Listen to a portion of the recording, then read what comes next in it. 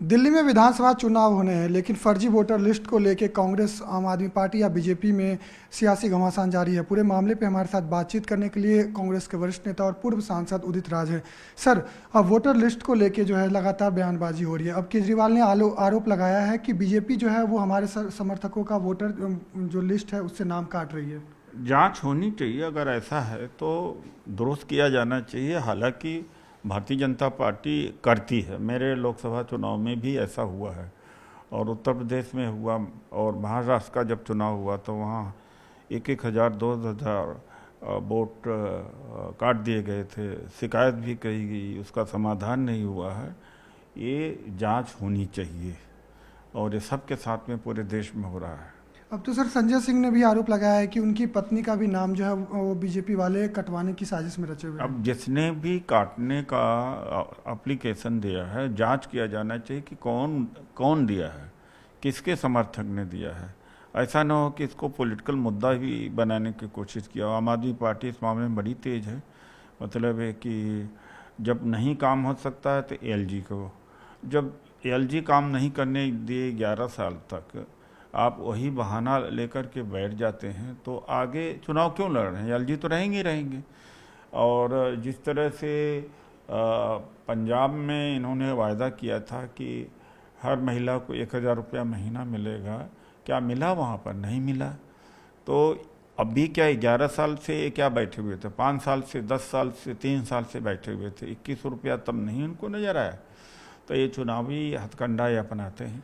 लेकिन केजरीवाल का तो कहना है कि कांग्रेस के कई ऐसे उम्मीदवार हैं जो बीजेपी लड़वा रही है, खास करके वो अजय माकन पे हमला कर रहे हैं, संदीप दीक्षित पे हमला कर रहे हैं और बीजेपी से मिलने का आरोप लगा रहे हैं। यही बीजेपी के पैसे से ही, आरएसएस के पैसे से इनका आंदोलन चला था।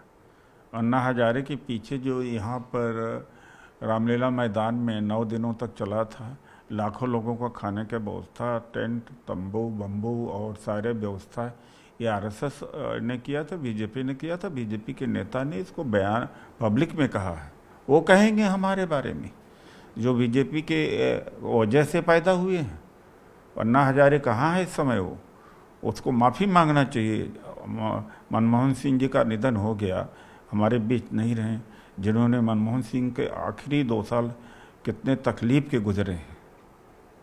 सर, आप मनमोहन सिंह की बात कर रहे हैं। अब जो बीजेपी ने उसने आरोप लगाया है कि जब अस्थि विसर्जन हो रहा था तो कांग्रेस का एक भी नेता शामिल नहीं था, जबकि कैमरे के सामने पूरा गांधी परिवार दिख रहा था। देखिए, ऐसा है कि अस्थि जिस तरह से कल पूरा हुआ है, केवल दूरदर्शन को अंदर जाने की इजाज़त दिया।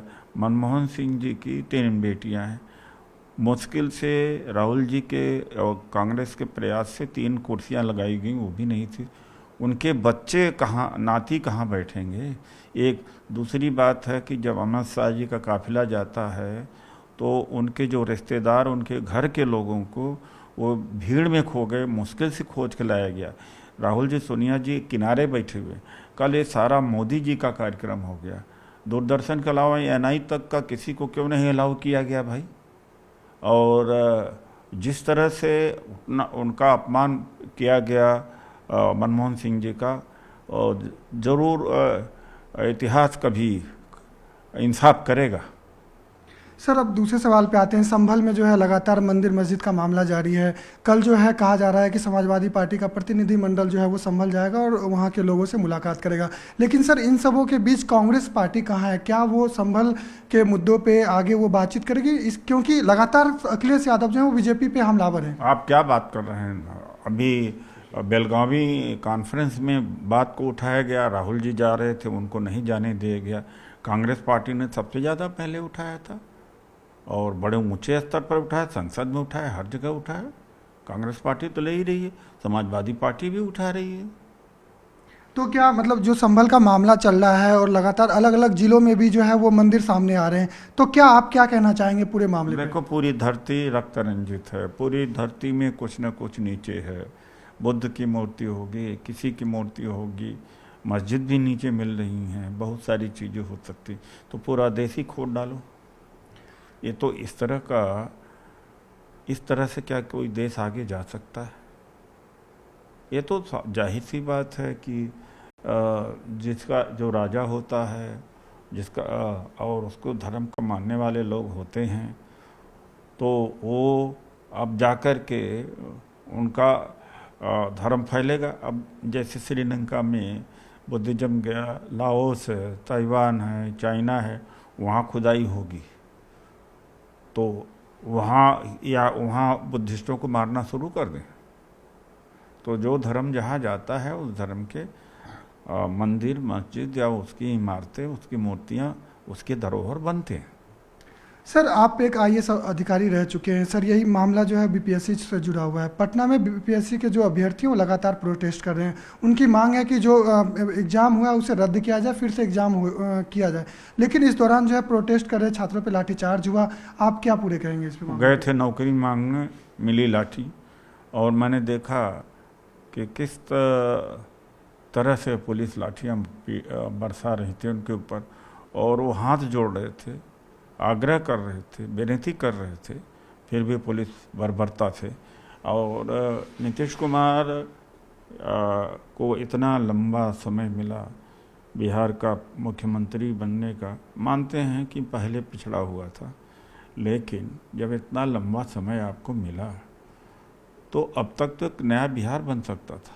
इन्होंने भी कुछ नहीं किया, और जब से भारतीय जनता पार्टी का साथ इनको मिला है तो भारतीय जनता पार्टी चला रही है। अब जब तेजस्वी यादव उधर जब आरजेडी कांग्रेस के साथ में सरकार बनी, इसके पहले तो 1.5 साल के अंदर लगभग 5 से 6 लाख नौकरियां दी गई। अब नौकरी क्यों नहीं दी जा रही? क्योंकि भारतीय जनता पार्टी सरकारी नौकरी देने के खिलाफ में है, और सरकारी नौकरी मांग रहे थे छात्र तो उनको मिल रही है लाठी। तो ये हमारे साथ कांग्रेस के वरिष्ठ नेता उदित राज थे, जो सीधे अभ्यर्थी जो पटना में प्रोटेस्ट कर रहे हैं उनको लेके नीतीश कुमार और वहाँ की बीजेपी सरकार को घेर रहे हैं।